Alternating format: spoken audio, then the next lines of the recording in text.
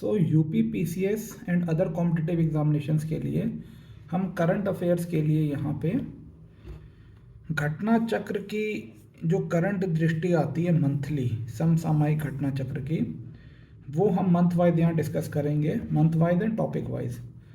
सो ये आपकी UP PCS and और भी कॉम्पिटिटिव एग्जामिनेशंस के लिए बहुत हेल्पफुल रहेगी। इसका रिकॉर्ड है ऐसा, घटना चक्र बहुत ही सक्सेसफुल मैगजीन मानी जाती है एग्ज़ाम पॉइंट ऑफ व्यू के कवरेज के लिए। सो यहाँ पे पहले मैं आपको बता देता हूँ कि कलर कोड्स कैसे हैं। देखिए, जो मैंने यहाँ पे रेड कलर से हाईलाइट किया है वो यहाँ तो टॉपिक्स हैं,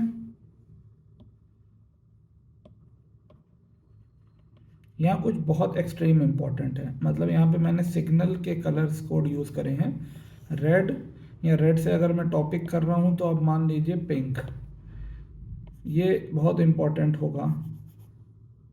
उसके बाद ऑरेंज कलर से मेरे उस टॉपिक के मोस्ट इम्पॉर्टेंट टॉपिक्स के पॉइंट्स कवर होंगे। मतलब कोई टॉपिक को मैंने रेड कलर से हाईलाइट किया है, लेकिन टॉपिक के अंदर की जो इन्फॉर्मेशन है and it is very important to remember, वो ऑरेंज कलर से। और ग्रीन कलर से ऐसी चीज़ें हैं जो आपको मतलब याद रहें, लेस इम्पॉर्टेंट है लेकिन याद रहे तो अच्छा है। और ये तो मोस्ट इम्पॉर्टेंट या इम्पॉर्टेंट पॉइंट्स, और यहाँ पे less important points but still आपको याद रहे, तो ये मेरा कलर कोड यहाँ पे यूज़ रहेगा। मतलब रेड टॉपिक्स जो हैं मैगजीन में, मान के चलिए 30-40 टॉपिक्स होंगे अलग अलग सिलेबस पॉइंट्स को मिला के। उसमें से अगर मुझे किसी टॉपिक में कोई बहुत इंपॉर्टेंट पॉइंट लग रहा है जो मस्ट टू रिमेंबर है तो वो पिंक कलर से, otherwise most important points orange colour से, और ग्रीन कलर से आपका less important points but still they are important. तो हम इसको कई पार्ट्स में डिवाइड करेंगे। जैसे ये जुलाई 2023 की मैगज़ीन है मेरे पास, यूपी पीसीएस 2024 के लिए बहुत इंपॉर्टेंट रहेगा। तो इसको देखिए कैसे रहता है। इसमें सबसे पहले इन्होंने यहाँ पे, अच्छा अभी मैं जो पढ़ाऊँगा उसको ब्लू कलर से लिखूँगा कि आपको समझने में आसानी रहे। जो प्री हाईलाइटेड है वो मैं ऑलरेडी इस कलर कोड से कर चुका हूँ आपको ईजिली समझने के लिए, और अभी जो मैं लिखूँगा वो ब्लू कलर से लिखूँगा। तो कवर स्टोरी है, ये एक वीडियो में आएगा। फिर नेशनल अफेयर्स हैं, इंटरनेशनल अफेयर्स हैं, उसके बाद इकोनॉमिक अफेयर्स हैं, फिर है आपका साइंस एंड टेक्नोलॉजी और एनवायरमेंटल अफेयर्स। ये तो प्री मेंस दोनों के लिए इंपॉर्टेंट रहेगा। लर्निंग थ्रू मैप आपका प्री मेंस में कम इंपॉर्टेंट रहेगा। प्री में तो एक दो क्वेश्चन आ गया तो आ गया, जैसे ब्राज़ील है इस बार तो मुझे नहीं लगता ज़्यादा इंपॉर्टेंट है बट स्टिल हम देख लेंगे। फिर शॉर्ट्स न्यूज़, स्पोर्ट्स न्यूज़, और ये इन्होंने यूपी पीएससी पीसीएस का 2023 का क्वेश्चन पेपर दिया है, तो ये उतना इंपॉर्टेंट नहीं रहेगा, ये किसी और टॉपिक में कवर कर लेंगे। बट करंट अफेयर्स का तो ये पार्ट नहीं है। सो अभी देखते हैं कवर स्टोरी। सो जुलाई 2023 ये वाली मैगजीन में कवर स्टोरी है inauguration of new parliament by prime minister. So देखो, recently prime minister of India Shri Narendra Modi dedicated the new parliament house to the nation. Modi ji ने इसका इनॉग्रेशन किया है, बहुत न्यूज़ में था, आपको पता भी होगा most probably. Inaugurated by PM Modi, inaugurated on the birth anniversary of VD Savarkar. तो वीडी सावरकर आपको ऐसे भी याद रहेगा कि जो जवाहरलाल नेहरू जी थे, कांग्रेस के प्रेसिडेंट थे, first prime minister of India थे, तो ये कांग्रेस के साथ है इनका। और इवन महात्मा गांधी जी भी कांग्रेस में एक बार प्रेसिडेंट रहे हैं बट इनका बहुत बड़ा रोल था कांग्रेस में। सो जो बीजेपी बनी है आज की पॉलिटिकल पार्टी, जो रूलिंग पार्टी, इनका आइडियोलॉजी आरएसएस से इंस्पायर्ड है और वीडी सावरकर आरएसएस के ही प्रोडक्ट थे।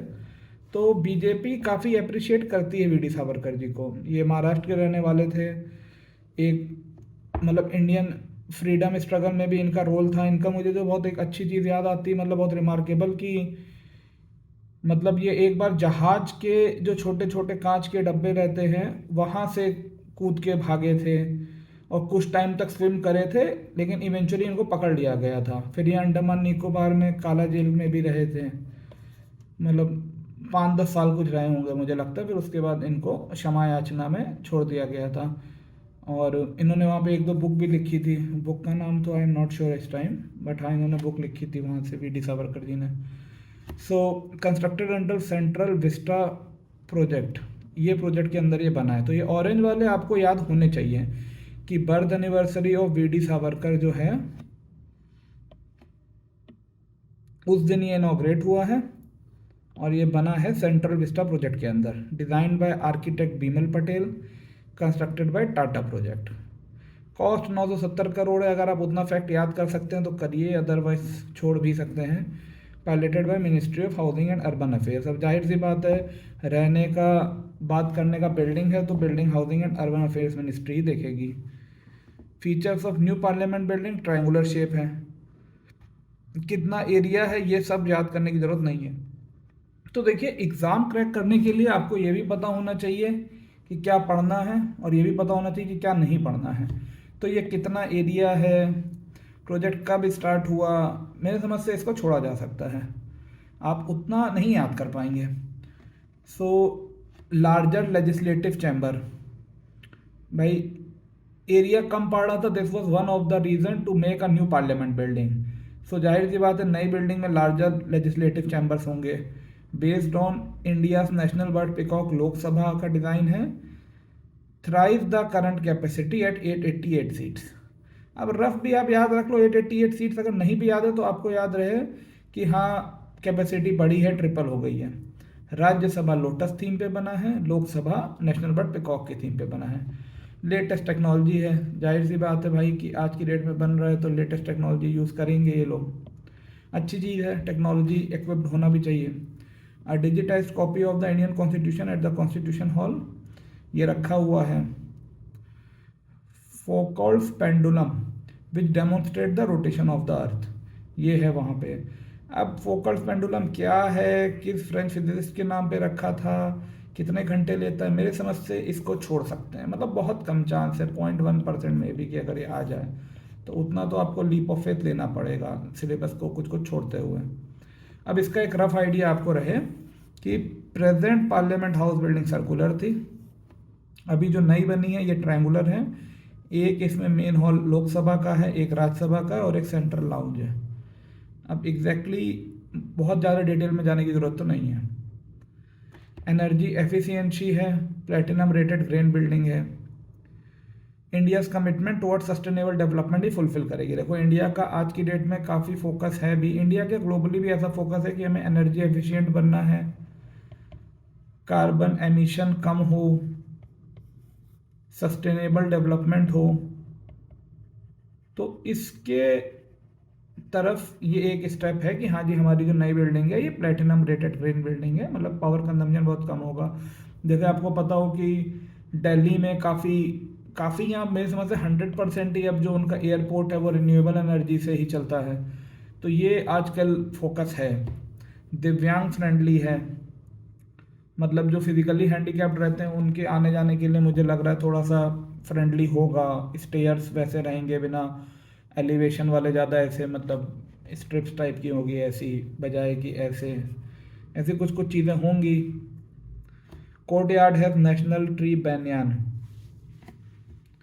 New and existing parliament building to work together, मतलब अभी ये दोनों एक साथ काम करेंगी। अब पूरे देश से अलग अलग जगह से अलग अलग टाइप का मटेरियल आया है, इसको भी आप पढ़ सकते हैं, सारे याद कर सकते हैं तो कर लीजिए। सैंडस्टोन सर मथुरा धौलपुर से है, बट मेरी समझ से ये ग्रेनाइट जैसलमेर राजस्थान, और भदोही से हैंड नॉटेड कारपेट्स, इतना आपको याद रहे तो भी ठीक है। Gandhi statue, bronze statue of Mahatma Gandhi originally placed at the main entrance of parliament has been relocated between the old and new building. अब ये गांधी जी की जो ये ब्रोंज स्टैचू है ये कब आई थी वहाँ पे ओल्ड पार्लियामेंट बिल्डिंग में, ये 1993 में, ये याद करना कोई ज़रूरी नहीं है, इसको छोड़ सकते हैं। सो बॉटम लाइन यहाँ से ये समझनी है, जो महात्मा गांधी जी की ब्रोंज स्टैचू है वो पहले पड़ी हुई थी, originally placed at the main entrance, अभी ओल्ड और न्यू बिल्डिंग के बीच में है। National symbols, building is replete with मतलब भरी हुई है with national symbols including national emblem lion capital of Ashoka. अब ये इस अशोका वाले का क्या वेट है क्या हाइट है ये सब कोई ज़रूरत नहीं है। To support this massive bronze sculpture ये इतना बनाया गया ये सब भी कोई ज़रूरत नहीं है। Galleries consisting of shilp exhibiting textile installations pottery items of all Indian states. मतलब शिल्प एग्जिबिटिंग टेक्सटाइल इंस्टॉलेशंस मतलब पूरे इंडिया से जो अलग अलग टाइप का ट्राइबल या अलग अलग रीजनल इंपॉर्टेंट टेक्सटाइल्स हैं पॉटरी है वो यहाँ पे रखी गई हैं।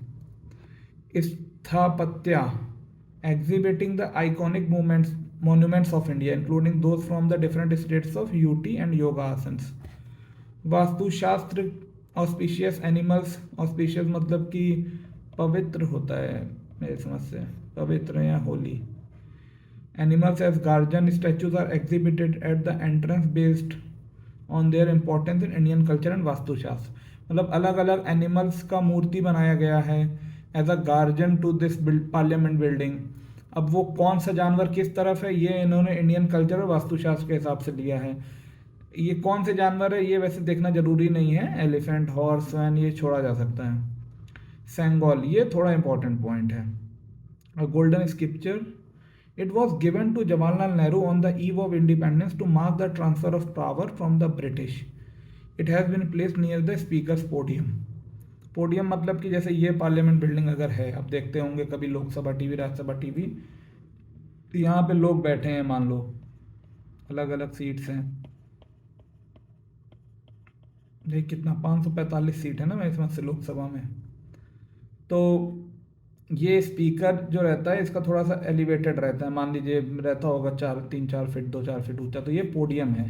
जैसे क्लास में जब टीचर पढ़ाने आता है तो वो मोस्टली पोडियम पे जाता है। ये क्लासरूम है तो यहाँ पे वो थोड़ा सा एलिवेशन उसको मिलता है 1-2 फुट का आधे फीट का, कि थोड़ा सा वो अलग से दिखे, उसका फोकस रहे उस पर।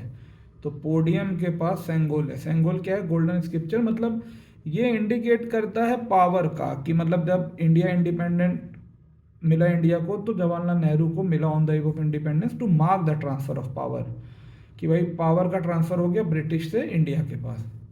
About Sengol, stick made of silver and covered in gold.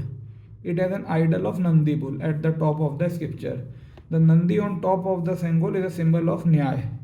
भाई सिल्वर का है ये, गोल्ड प्लेट, गोल्ड की ऊपर कोटिंग है और नंदी बुल एकदम टॉप पे बने हुए हैं। नंदी क्या सिंबल है? न्याय का।